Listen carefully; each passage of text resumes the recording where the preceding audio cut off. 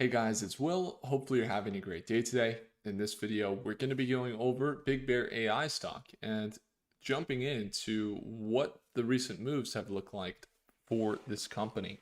Now, BigBear.AI stock has seen what was a tremendous institutional sell-off here. Once we saw them sell down to this $4.67 range here, we started to see them recover. They found a support here at about $4.60. It's a previous support level that we've seen them find before.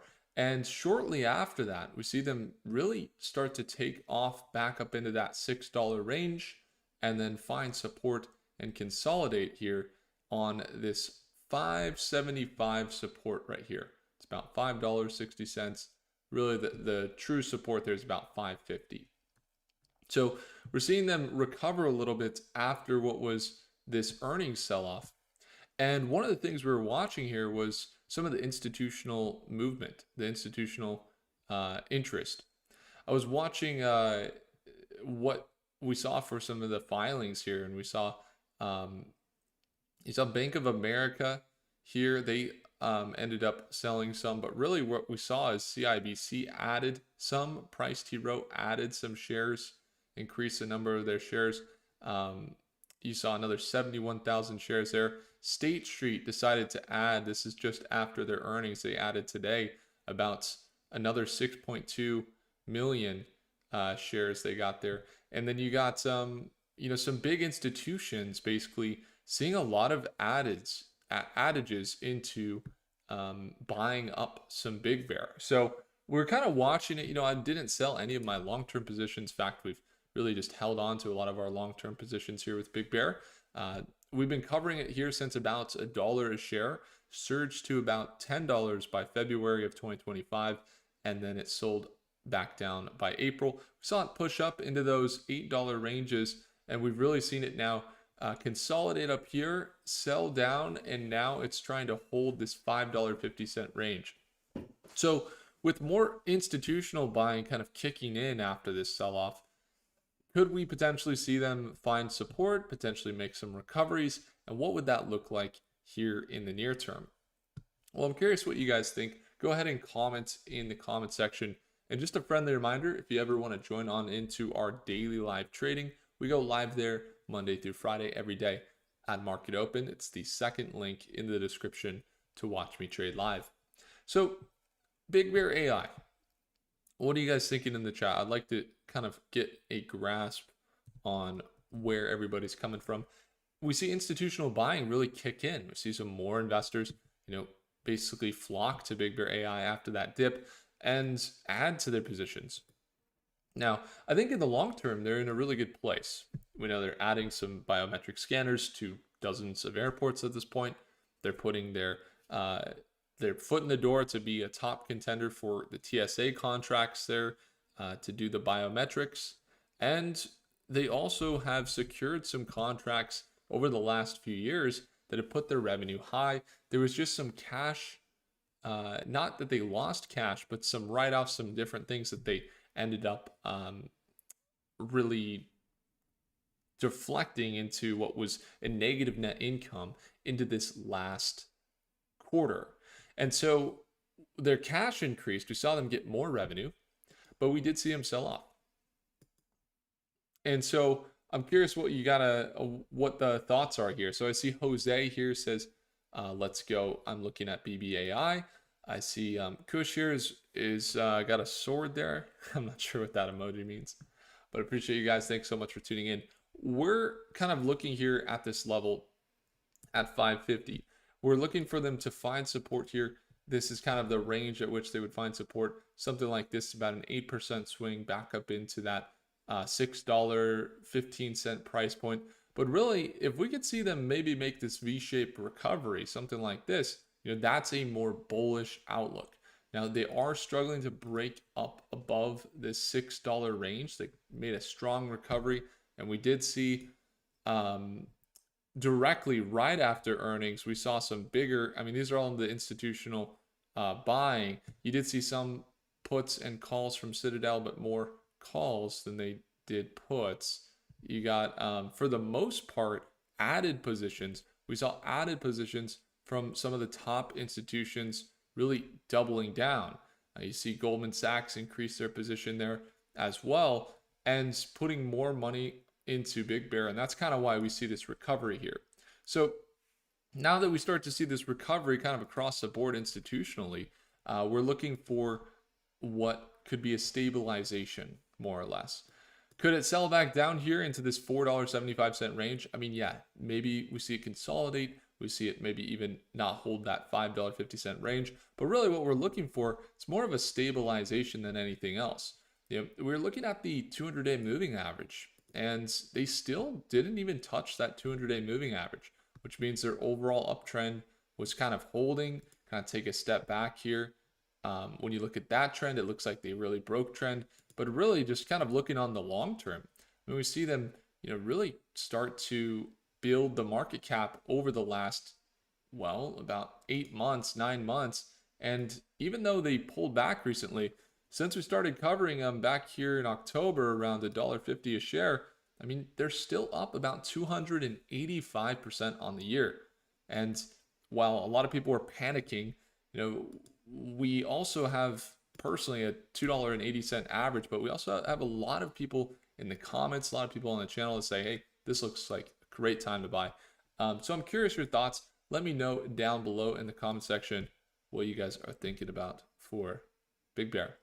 I know there's a lot of volatility today. We see markets kind of pull back, and then some of the AI stocks push up after hours. We see Palantir back up. You see APLD stock, so the data center builder is up. You got AI made a slight recovery after a big dip there. Tesla's still down a little bit, but you see Micron Technology make a little bit of a push after hours. Overall, though, you see a little bit of red kind of hit the market today, and kind of just across the board, even though that red kicked in, I mean, we did see some pretty standard big sell-offs across the market. You still see BigBear.AI kind of hold its own and kind of find support there at around $5.60. And Johnny says it there, he says, they've been holding fives pretty well. It's true. And then Gary says, give it time. Okay, got it. Lee says, checked the LinkedIn link. Big Bear released some news today that wasn't on mainstream. Yeah, we did go over that this morning. So there was some news that came out. Let's take a look at it, and we'll jump in.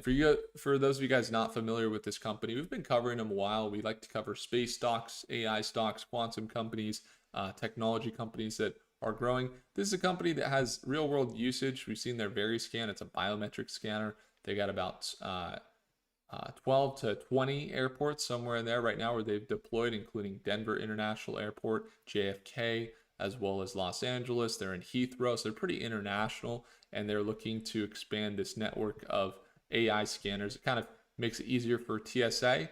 It basically can identify threats and be able to tell where a traveler's going, where they're coming from, what threats might be happening, who they're traveling with, any suspicious activity. That AI basically handles it.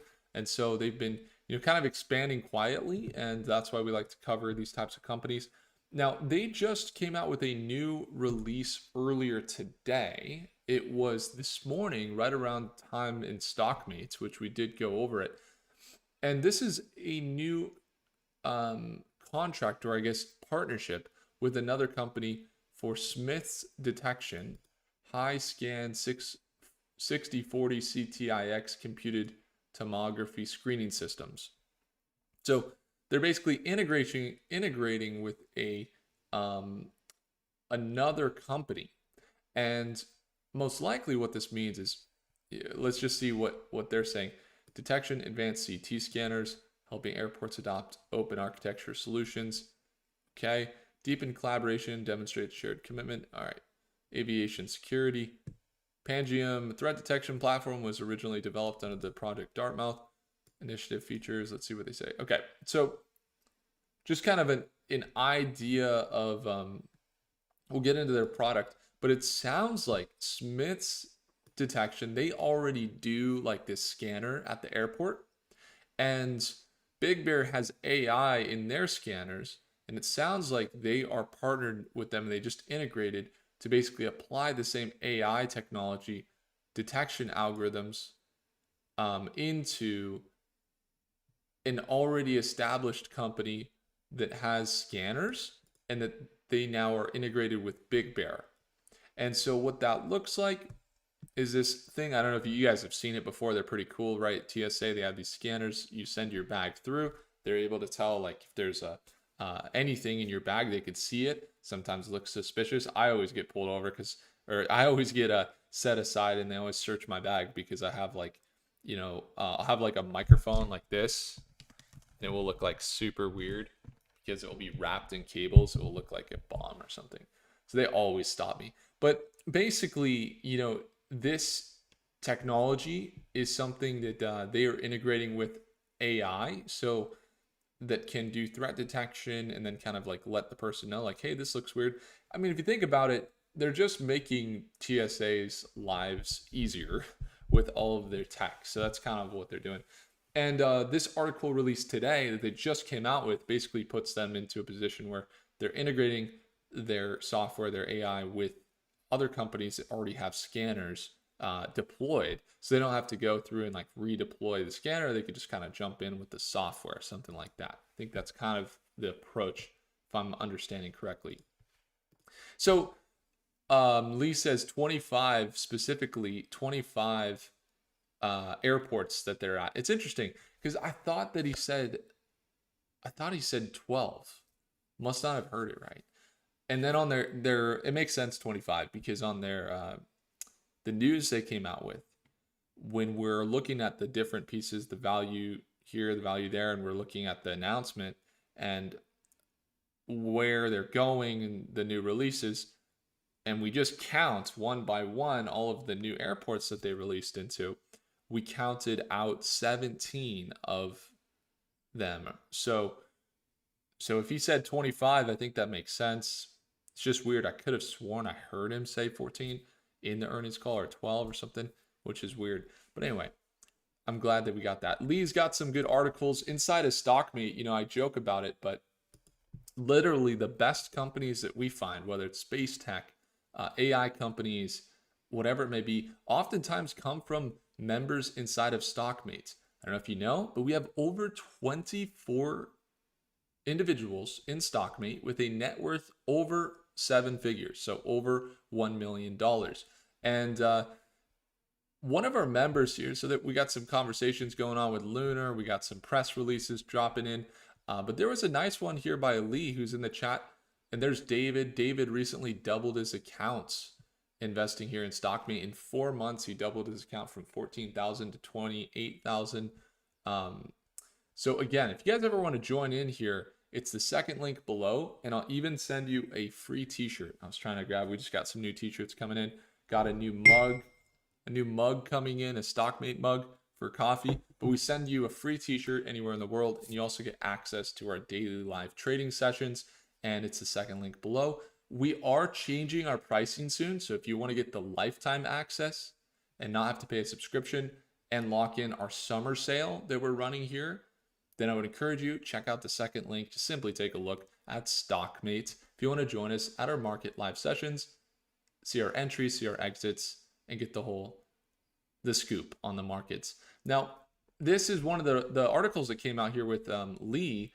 Lee, you dropped an article in here, did you not? I see you in the chat. I'll have to search you up here. Let's see. Here we are. BigBear.AI. You dropped an article that was related to, I see you got some good activity, guys, but there was something, Lee, where you dropped an article that was like it was a LinkedIn article. So I can't find it, but somewhere in here, you dropped a LinkedIn article and it took you to the basically show that they had 17 deployments. So anyway, they say 25 now, so 25 deployments of their VeriScan apparently. So we're going to be watching this $5.50 level. We're going to look for them to potentially try and hold this level, really watching closely about $5.50. They have recovered from that earnings dip into today, they have recovered about 25% from the low that they reached in their earnings call back when. And there was another really good article. Actually, it's great. I can use StockMate for this. But there was another really great article from someone that was talking about Big Bear today, I think it was. Where is it? I got to get better at finding these. There's a news article, and someone was talking about the cash. And I want to say it was Michael. Let me see. Michael, here it is. So this is an alternative perspective on BBAI's earnings. Michael, I'm going to read your report here. Initially, he says he was very pessimistic about the earnings, but after digging deeper, I'm just going to quote him. He says, I think the market reaction might be a bit of an overreaction. Yes, the headline numbers looked terrible, but a big part of the reported loss wasn't real cash leaving the company. The two largest hits were goodwill impairment, which was approximately 70.6 million, an accounting write-down of value from past acquisitions. It's a one-time charge and doesn't touch cash, though it does show the asset is now valued lower than originally thought. The second piece here, derivative liability revaluation, $135 million in accounting adjustment to the value of warrants/options the company issued. This moves with the share price. In this quarter's case, it swung heavily negative. Again, it's a paper loss, not actual cash leaving the business. So then he says, if you strip those out, the EPS would have been about negative 0.08. So negative 8 cents, only around 0.02 or 2 cents worse than the estimates. That's still not great, but it wouldn't have looked nearly as disastrous as the reported negative 71 cents. So looking at the real operating picture, the business actually posted an operating cash outflow of around negative 10 million this quarter compared to that headline loss of negative 228 million. That means the actual cash burn from the running company was much smaller than the market panic might suggest, though it's still negative, and they do need to work on getting to break even, which they do. They're still in some startup phases, building some grids, building some networks.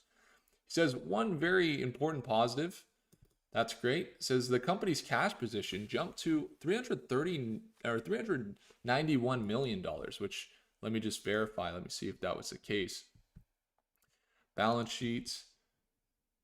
Yeah, their cash position jumped to $390 million with their total assets up to $600 million. So they did raise their assets. And I'll go back here and kind of finish this. It's up $108 million from the last quarter, while the debt stands at $143. That means they're sitting on net cash position of roughly $248 million, giving them breathing room to fund operations, invest in growth, and weather downturns without needing emergency financing. So he says, I personally expected a drop to 590, but unfortunately sell-off was much deeper. Noticed a heavy dark pool activity on Thursday, Friday, which we saw, and we see them come back in as we kind of look at the numbers of the institutions. State Street increases their position there. They got 6.2 million shares.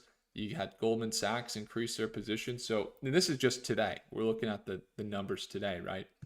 And so the other thing that we had come out here, and this is from a StockMate member. So guys, there's a ton of StockMate members. If you guys ever want real, I'm not lying, right? I call every single customer. So if you're a new StockMate, I'm going to give you a phone call and I'm going to ask you a couple questions, make sure you find everything okay, that I could ship you the free t-shirts, that you're there for the live session tomorrow morning. And I want to know how you're doing financially. And so we also, like I'm saying, it's not just it's not a place of a bunch of meatheads inside of our StockMate community, man. This is a really great write-up. Now he says he's roughly down right now, and he's looking to find some see the losses claw back here on Big Bear, and that was 2 days ago. And Michael, looks like they have. I mean, we've seen them shoot back up in this $6 range, kind of hovering here now around 575. It's interesting, right? Because you have this support level. We could maybe see them bounce. Once they get up, if we do see them not get rejected, because if they get rejected here, we're not looking good. We're seeing maybe a sell down on this 450. You don't want to see it, but that's really what we're looking at if we see that rejection play out. But let's say, institutional buying continues. We see them kind of push up into the 650 range. Now we're looking at, okay, we could take a step back and see this gradual kind of market cap build, and maybe they do consolidate and hold above this $5 range and maybe be able to, slowly build that market cap. And this was a good, healthy, conservative pullback for those long-term holders.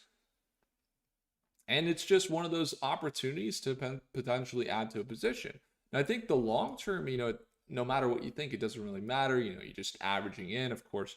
But the short term, just poses opportunities. Maybe we get to see a new trend develop. And right now, we're just kind of monitoring it, seeing these levels. And we'll be watching to see if we get that break back above that $6.20 range. What do you guys think? I feel like it makes sense. I mean, while there is that risk, if we see it sell back down, it's done, right? It's going to continue that trend that we could see, and it's not pretty.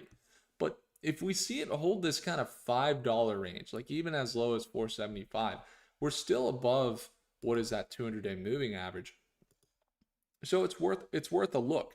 Now, when it comes to their tech, and you even account for that change in the buying, or the change in that, okay, it wasn't maybe a cash leaving the door, it was some of the write-outs that they had on the earnings. And then, but you look at it and you say, okay, but they still have to what? They still have to get more contracts. They still have to continue to kind of be a startup here and continue to maybe get that the contracts ahead of the World Cup and the Olympics, as travel and trade is going to become more in demand. And it's still a hard work. They're going to have to put in the work. But, I'm going to keep holding my long-term position. We'll continue to invest in. Good comments here. So one of the comments here says, if you actually read into BBAI, as this stream is, then it's legit future. I think there's still uncertainty around the long-term execution. And now is like one of the times when we're really watching it. And we might even have more volatility in that short term where we do get that sell down. I mean, maybe they get rejected at $6, but right now they're holding that $5 range. But it does say something. I don't know how important it is. I usually look at all the filings. And I will say there is a larger number of institutional buying happening after that recent dip. I mean, we see Bank of America add, we see Goldman Sachs add. We're looking at some of the biggest movers. This is just today, increase their positions. And so was there some selling happening? There was some selling, but not nearly as much as the buying was going on. And so that kind of leads us to believe, institutions are seeing it as that opportunity. Really see Goldman Sachs kind of double down there and add, and they're at 3.1 million shares. It's not uncommon to see a bloody balance sheets and then see them still find their trend and still be able to build it out. I don't want to say bloody balance sheet, that doesn't sound good, but hey, that's what it kind of was. Okay, so again, there's some comments about the big beautiful bill. The numbers there, they did rattle off some numbers that could be a huge influx of cash for them. So it's definitely worth a listen to the earnings call again. I think especially when there was so much emotion involved in that pullback that happened right before the earnings call, we were almost just looking at the price and saying, is this thing going to even recover? Like, what's going on? And then just being able to take a couple days, take a week to really deconstruct, what was going on. And like I said, some of the insights coming out in StockMate, it's really alpha right now. It's an excellent overview. And I want to send you a cup here. It's got a profit plan on the side. We send them out to all of our top members in StockMate, and I want to send it out to you, Michael. Thanks so much. Johnny says they bounce quickly. The same uh for me, all that overselling. I didn't understand that question. Sorry, Johnny. The same day. Okay, the same day. Yeah, exactly. They did bounce. Now, we see them get the institutional buying back at this $5.50 level, and that's sustaining their pricing. Still seeing some sell-offs, probably some retail investors. I know retail investors. I cover a lot of different companies. I place little importance on the fact that you should buy or you should sell something. But of course, I do cover a lot of companies. We cover, extensively AI companies, extensively space tech companies, and that's what I love to do. But I'll tell you, like when this dip happened, uh, it was beautiful to acknowledge. Um, I say beautiful. It wasn't pleasant, but it was quite a sight to see all of the people that purchased and then sent me a message and said that they lost money because of me. And it was really interesting because, I appreciate everybody that watches the channel. And I want you guys to know, like, I did inform everybody. Like, I made a video before these earnings, and I'm just going to bring it up real quick. And I said, guys, nobody should bet big on these earnings. I could pull up the video, but I said nobody should bet big on the earnings because we don't know what's going to happen. And these are the times when you want to minimize your exposure, especially in smaller AI companies. And I said, I would not encourage anybody to buy before earnings. And I've made multiple videos saying that. So just like a friendly reminder, I know some people are like feeling okay now a little bit that we see this bounce. Maybe we see a bigger bounce. It's kind of like almost back to where it was August 1st. But it's like just friendly reminder, don't bet on the earnings. It's never going to usually work out good. And I tell you that in a state of respect too, because I know it's a game. You gotta risk it sometimes. I get it, but I just wanted to let you know we had an earnings, and Dave says the video before earnings was spot on. Anyway, that's it. So we're watching right now, and we're kind of taking a look at the levels, and we're gonna watch this $5.50 range really closely. Going to see if it can still make that run back up to $6, as it did get rejected last time here. Pushed up, kind of got rejected. And right now, if it gets rejected at $6 and can't sustain that $5.50 price point, it's not looking so bullish. We could see it sell down. So if we see it break above the $6 price point, or we start to see some solid movement, most likely we actually could make some shorter term trades. Are they the highest probability? Maybe not. But when it comes to the entering of any trade, you can stack a lot of things in your favor, but ultimately it will come down to your ability to execute your plan and look for those margins for profit that are that much greater than that of your risk. So as long as we do that, I don't see why we possibly see that breakout happen. If it does happen, potentially look to enter some short-term positions into either tomorrow or this next week. Appreciate you all. Dave, CJ, thanks for tuning in. Johnny, thanks for tuning in. Johnny says, I'm still in the green in BBAI. Johnny, I'm there with you. And appreciate you all. Thanks so much for tuning in. Al says, I wouldn't put too much on BBAI, just small position for now. Makes sense, yeah. China says, was about to dump my BB for a loss, but today feeling a bit better. Oh, that's good. Yeah, I mean, there's a lot of companies moving right now. We see a little bit of a market correction, so that happens. Quantum stocks have had some growth. CJ says quantum stocks will leap when a few more technical breakthroughs are reached. Hey, same thing that happened with Rigetti, right? Rigetti came out with earnings, and their earnings were not that great, but they had a lot of breakthroughs in their tech, so their stock just kind of like flatlined. It was not bad. A while back, we did a video actually where I was helping my dad invest in Rigetti, And I just got a call from him this morning, and he said, Will, I think I want to sell my Rigetti. And I said, how much are you up? He said, I got in at $7. It's like 17 right now. I said, let's go sell it.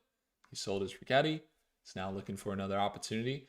So, sometimes those volatility spikes and things, they're momentarily there, and it's good to be able to trade them. The long term in quantum, I think, is great. The short term, more uncertainty, right? There's a lot of fluctuations. We could see them pull back for sure. It just comes down to you being able to manage that risk in the short term.